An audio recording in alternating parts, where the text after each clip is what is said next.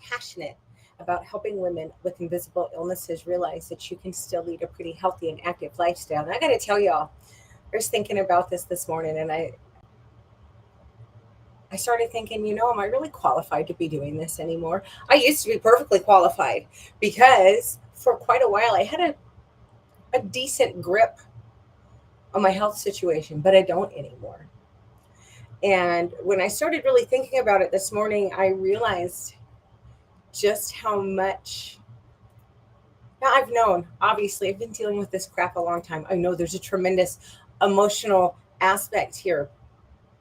But with all the craziness that's gone on the past year or so with my health, I just, I don't know, I guess I kind of forgot about it. I didn't really think about it. But anyway, that was a hell of a. Anyway, let's talk about the emotional impact of chronic pain. Now, this information is mine. This is how I deal with all of this crap. And I'll be honest, I've fallen out of most of these habits, which is part of why I'm emotionally where I'm at right now. But according to Psychology Today, about 100 million Americans, that's roughly a third, suffer from chronic pain. Now, there is no hard data as to the suicide rate. However, it's believed to be twice that of the healthy population. It's pretty significant. And the reason for that, it's I really don't think it's the pain, the physical pain, so much as it's the emotional impact of all of this. This it's emotionally devastating, and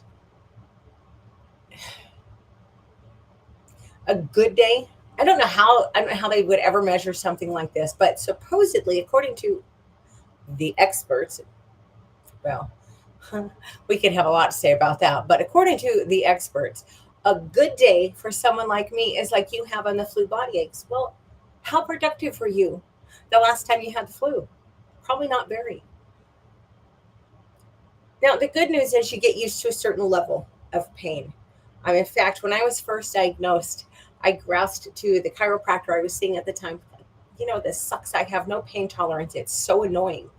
And he laughed and he said, no, you have an incredible pain tolerance. You're just at your max all the time. So it doesn't take much to push you over the edge. And I thought that was a really good perspective to take on it. When you deal with this stuff, your life is a balancing act. And it seriously becomes a case of the straw that breaks the camel's back. When I'm flaring, when my fibromyalgia and my Hashimoto's are acting up, it's the best description I've ever heard, and you will either get this or you won't. The best description I've ever heard is a full body migraine. Now, if you've had migraine headaches, you know exactly what I mean. If you've never had a migraine headache, that's completely useless information for you, and I'm sorry for that. When I'm flaring, and everybody's, I almost said aspect, and that's not the word, and now I've gone completely. Everybody's experience is going to be different. We're all individuals. We're all, but my flares, personally speaking, as I sit here looking into the ring light, which is driving me crazy today, I get very light, sound, and smell sensitive. The only time the lights in my house are this bright is literally when I'm doing these videos. Other than that, everybody for years teases me about being a vampire. I can't stand it. And I'll get so terribly sound sensitive. I've gotten to where, honestly, I don't. This makes me sound so sad. And I'm not. I'm a pretty happy person in spite of it all. But I don't listen to a lot of music. Most of the time, if I'm home alone, there's nothing playing for noise because I'm sensitive. I prefer the silence. I get smell sensitive. Many years ago, I was at work and I went to walk up a flight of stairs, and I went into an enclosed stairwell. Well, they changed the cleaning solution they were using, and I was lost in my thoughts. So I'm almost halfway up the stairs when the smell hits me. And I'm not kidding you. I know how this sounds, but just going up one flight of stairs, by the time I got out the door, I was gasping for air. My eyes were watering, my nose was running. It's not that I was allergic to the smell. It was that the smell was just so concentrated because it was enclosed and it was something new. I used to use bleach because I can be I'm very cluttered, but I can be kind of a freak about keeping the bathroom and the kitchen sink particularly clean. Um, I used to use a lot of bleach. I can't use bleach anymore, not for any altruistic environmental reasons, but because I can't stand the smell. It gives me an instant severe headache. And that's really typical with people in my situation. And my body aches. Holy crap. Um, my muscles and my fascia are there's I've got knots everywhere. I'm a very naughty girl, but I've got knots absolutely everywhere, head to toe. Um, the pain can be excruciating. I usually can't sleep for more than 3 hours at a time.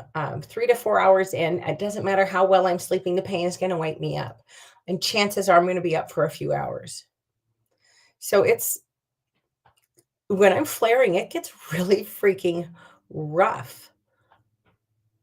Oh, and I also have paresthesia, which is really fun. 'Cause the best way I can describe that is it feels like something slithering around under my skin, and it's sometimes it gets the pain's just moving so fast through my legs. It's freaking horrifyingly annoying, and I wouldn't say it's not really painful, but it is horribly uncomfortable, and it will get bad enough that I literally cannot lay still, and I often get up in the middle of the night and have to move because my legs hurt so freaking bad. So, that sounds fun, doesn't it? So what do you do? How the hell do you cope with all this? How do you cope with the emotional impact of living with this crap? And of course, anything can set it off. I'm terribly flared right now because the weather changed.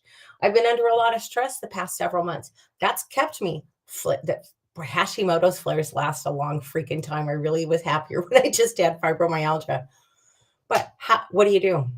Well, this is my advice. This is how I have always dealt with it. And I'm going to get back to my roots, so to speak, because I know this shit works because I've done this before. You got to find a positive influence. There's books. Get some book. Go to the you don't even have to spend money. Go to the library and check out some books. But some of my favorite books, You Are a Badass by Jen Sincero. The Bible, of course, is I find very motivating. If you're just getting into working on yourself, Life's Golden Ticket by Brendan Burchard, I think is a great introductory book. Anything by John Maxwell is going to be good. One Shot, One Life by my dear friend Doug Fitzgerald is really good if you want to try to set goals and get your life focused. The Body Keeps the Score. If you're dealing with a lot of trauma, unresolved trauma, and if you've got chronic pain, you probably have some unresolved trauma. I really encourage you to check out The Body Keeps the Score. I will tell you, word of caution, it's not an easy read. It's not a pleasant read. He talks very openly, and of course he got permission, but he talks about the trauma that some of his patients have been through. And I have it on Audible. And I got to tell you, I put on Audible a lot at night when I can't sleep and I just kind of drift off while I'm listening to something. And that book, I had to stop listening to it in bed because I would get riveted. And I just lay there with my eyes open, listening and thinking, oh my gosh, these people have been through some shit. Who am I to complain? But you know what? I've been through some crazy stuff too. And you should never compare your trauma to someone else's, for the record. But it's a really good book. Podcasts. There's so many podcasts out there. I'll be really honest, though, I don't do a lot of podcasts anymore, mainly because I like shorter form content because I got a short attention span. I'll own it all day long. But there are some great podcasts out there. Brendan Burchard has a good one. Stephanie Lynn Coaching, especially if you're a woman and you're trying to figure out your emotions, Stephanie Lynn's really good. She also has a great YouTube channel. Well, so does Brendan. I'm more of a YouTube girl though, and I like Psych to Go. I like Stephanie Lynn Coaching. I like Trent Shelton. But just find people that resonate with you. Find something to read and or listen to every day that just lifts you up. And really just give it even 10 minutes. Just 10 minutes of positivity. Highly recommend you do it in the morning so that you get your mindset right for the day. But carve out 10 minutes. bonus. It's really great to do while you're getting ready for work, but carve out 10 minutes somewhere in your day. Do it on your drive to work. You could listen to something positive and uplifting then. But it's important because this stuff will drag you under so fast if you don't make a sincere effort to focus on your mental health. And yes, I know last thing you want when you're dealing with chronic health issues is another freaking thing to worry about, but you got to. Sorry. This is just the burden that we have to carry, burdens that we have to carry. And being pissed about it's not going to change it. Trust me. Trust me, I've tried that. Um, Meditation. There's so many different forms of meditation out there. Is meditation easy? No. Is meditation hard? Also, no. It's deceptively simple and it's also deceptively complicated. But there are so many different kinds of meditation out there. Try different things until you find something that you like and that resonates with you. My big thing for the past several months has been the Hallow app. It's a Christian based, it's very Catholic based, actually. Not that that matters, but it's a Christian based app. And I do holy smokes, a daily gospel meditation. And I've really enjoyed that a lot. There's tapping meditations. Look up the Tapping Solution by Nick Ortner. That's really good. There's guided meditations, there's mantra meditations, there's walking meditations. There's so many different things out there. Experiment, play around a little bit. Look, you got nothing to lose, and the time is going to pass anyway. You may as well spend a little of it trying to help yourself, right? And meditation, if you're dealing with chronic pain and just chronic health overall, meditation is going to go such a long way for you. Exercise. I know you don't want to hear it. I know because before I finally reconnected with exercise and people would tell me to get moving, I would honestly think, F you. You don't know what it's like. Well, you know what? I do know what it's like. And I know how hard it is. I know how daunting it is. I was talking to a girlfriend yesterday. Corey, if you see this, hi, beautiful. But I was talking to my girlfriend yesterday and I said, it's hard enough. I know I need to be lifting weights. I am well aware that I need strength training. But do you have any idea how hard it is to get up and do something that I really love?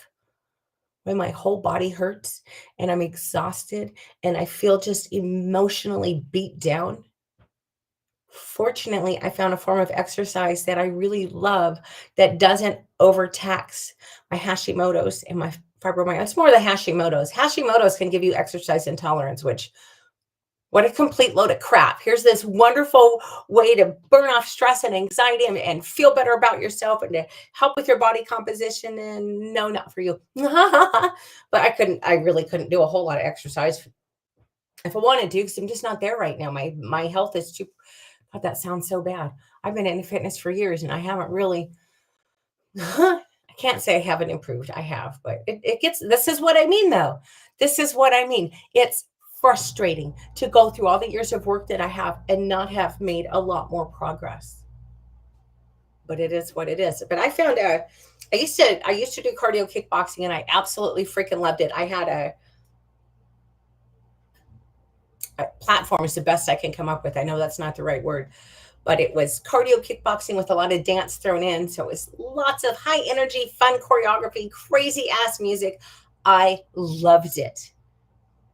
And then they told me, can't do that anymore. I was like, what? You can't do that anymore. But you need to lower your stress. And I was getting a lot of bad news in that appointment. So I'm sitting there just sobbing. And he tells me this, but you need to lower your stress. I said, you just took away my stress outlet. Well, a friend suggested that I try, of all things, belly dancing. And I'll be honest, I dabbled with it off and on for a little bit. And I was just like, I'm so not interested. But then I found the right person to work with. And I do it all from home.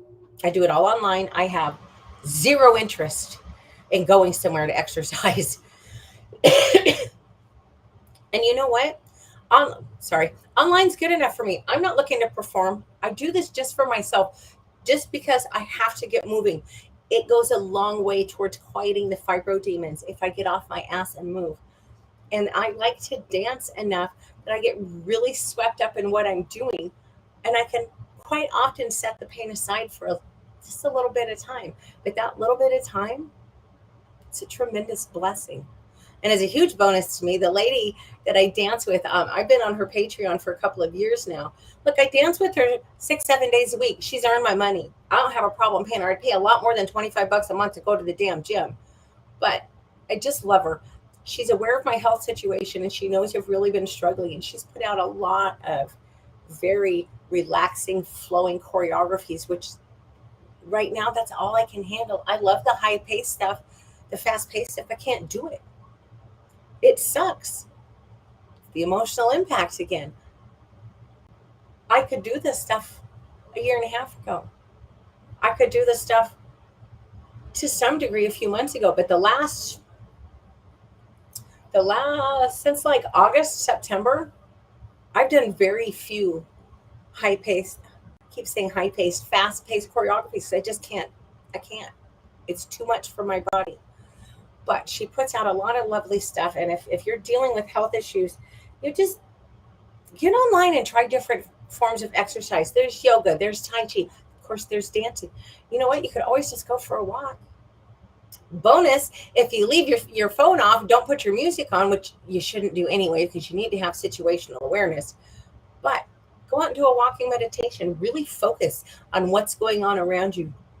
See how much detail you can notice about what are you seeing. Are there bright colors? Is it green? Is it brown? Is it, maybe it's fall.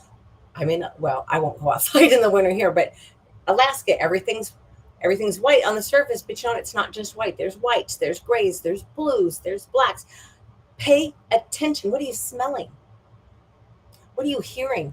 Focus as much as you can on what's going on around you while you're walking. And you've just done a walking meditation. See how easy that was? This kind of stuff is going to really help you calm your mind. And if you can calm your mind, guess what? You're going to calm your body. You need to keep a journal. I say that as someone who's really up and down with journaling. I understand the value. I really do. It's an amazing way to process unpleasant emotions. But I got to tell you, and this is really stupid. I'm just going to be real honest with y'all here. This is so dumb. But when things get really bad, when I need to journal the most, I don't want to write this down. I don't want to write it down because I don't really want to have to deal with it. Am I proud of that fact? No. Does not wanting to deal with it make it go away? Also, no, unfortunately. But that's just where I get to. I don't want to deal with this, so I'm not going to write it down. Well, that doesn't serve me any purpose at all. So I've got to get back in the habit of this. Be grateful. It can be hard when you're up to freaking hearing it and it's like the 5th, 6th. Honestly, with this freaking Hashimoto's, week. Actually, it's been longer than that. It's been months. It's been months of flaring. Almost nonstop. It goes up and down a little bit, but it's been mostly up. I think I've had seriously a handful of decent hours in the past 4 or 5 months. You got to find a way. You've got to find good habits to get you through this shit emotionally, because otherwise it's going to knock you on your ass, and it's going to make all your health issues so much harder to deal with. It just does. Practice gratitude. After you've just gotten your day off your chest, by the way, I like to journal at night because it does help me get my day off. And if I had a rough day, this sucked and that sucked, and so-and-so at work was just horrible, and I get all that off my chest. And then I like to finish my journal entry with 3 things that I'm grateful for. Why? I've just gotten all that off my chest. And now if I focus on gratitude, it completely resets my mind, and I'm thinking about good things. And it helps me go to sleep easier. Plus, if you're a ruminator like I am, if you write in a journal at night and get all that crap off of your mind, off of your chest, it's going to really help quiet that ruminating. You need to celebrate your wins. I don't give a damn how small they are. What was a big win for me for years? Actually still is. This is something I struggle with. If I stay home from work without a tremendous sense of guilt, that's a huge win for me. Huge win.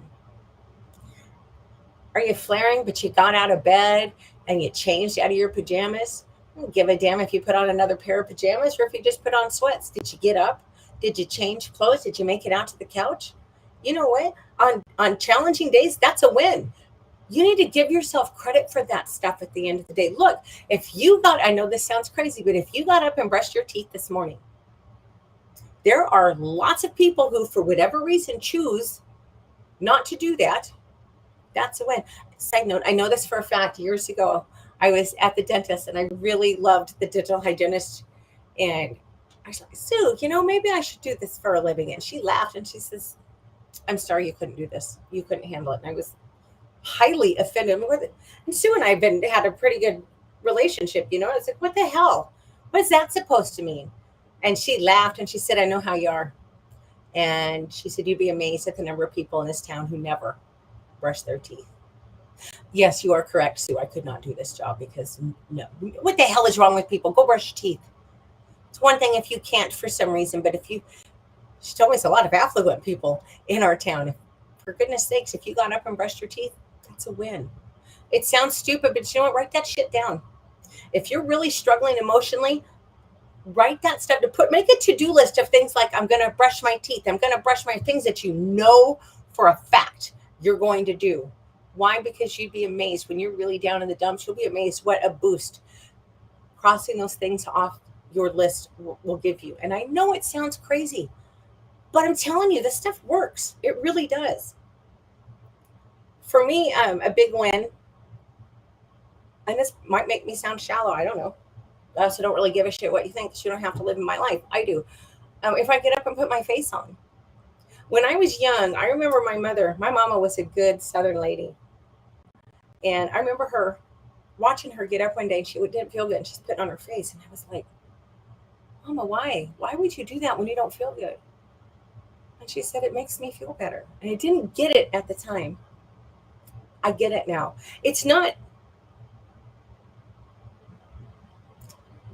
the sense of normalcy that it gives me. This is what, when I was working remotely, if I was going to the office to go to work, I'd put my face on. So why the hell wouldn't I do it to work remotely? It's just a sense of normalcy. I don't know. You either understand that or you don't. I don't know how else to explain it. If you are dealing with all this stuff, you got to learn to let shit go. Let it go. Let go of all the things you think you should be able to do. You can't. You can have it all as the biggest load of crap we've ever sold anybody. Healthy people can't do everything. You certainly can't. It's not offensive. It's not insulting. It's just a fact. You have to accept that. The sooner you can accept that, the better. And the way I finally accepted that was to realize, look, the healthy people can't do it all. That's a lie that we've sold people.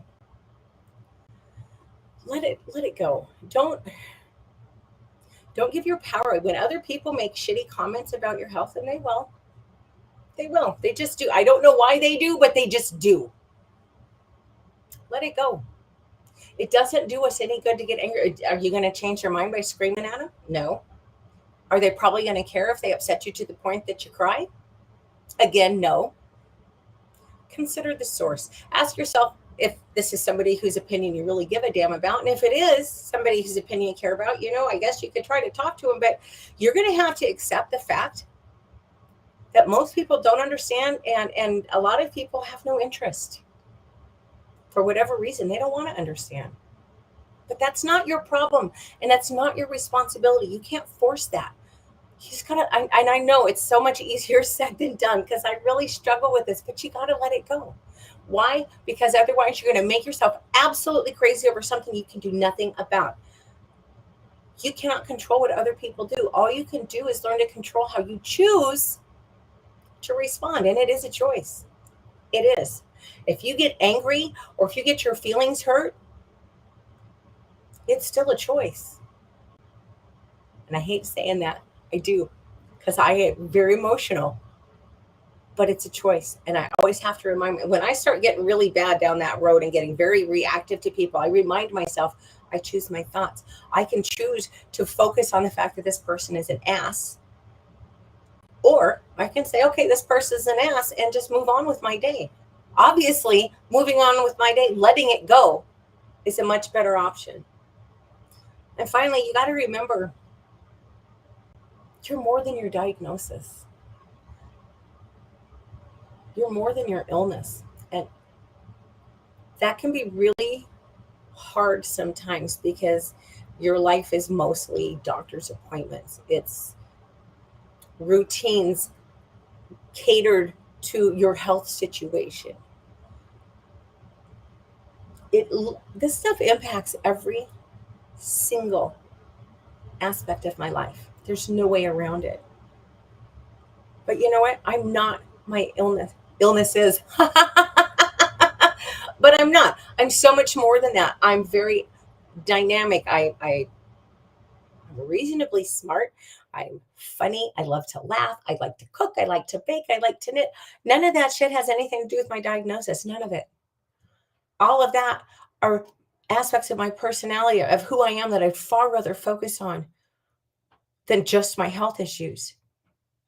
You need to remember, even as bad as this current flare has been, 'cause I'm not exaggerating when I tell you it has been months. That's actually what got me starting to learn about Hashimoto's, because I was like, what the hell is going on here? But I know at some point this has to break. It has to. Nothing lasts forever. This too shall pass. It may not pass quickly, and it may not pass pleasantly, but it will pass. And finally, you got to be kind to yourself. You have to be kind to yourself. I'll tell you, one of the really weird things that I will get into on a high pain day, I'll get into my head and I'll start listing all the things I've done wrong in my past. And that's why I have all this pain. I deserve it. Now, all of those things that were stressors from my past, they probably play a role in my current situation, because my current situation is very stress driven and it's very tied to unresolved emotional trauma. But what the hell was my point? Oh my God.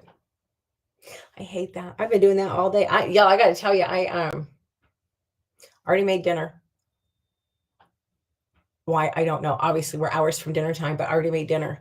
And I had such a fiasco in my kitchen because I just could not keep focused on what I was doing. The dish turned out okay. It wasn't anything I did. It's a little bland, a little dry, but I already know what I'm going to tweak next time. It was a chicken and rice dish. My mama always cooked rice when I was a little girl. I hated it. She always had it as a side dish, often with gravy, but we always had rice, and I hate it. I still hate just to eat plain rice. But I noticed a while back that all my favorite comfort foods are all rice based. So yes, I made a chicken and rice bake this morning, and I was a little disappointed in it. But anyway, holy crap, I'm way off topic. And I've rambled too long, and I don't know what my earlier point was. It's gone. All right, I'll either remember it right after I hit stop, or I won't remember it at all. So I hope y'all have a great afternoon. I will be back tomorrow at 11 o'clock Alaska time. Thanks. Good night.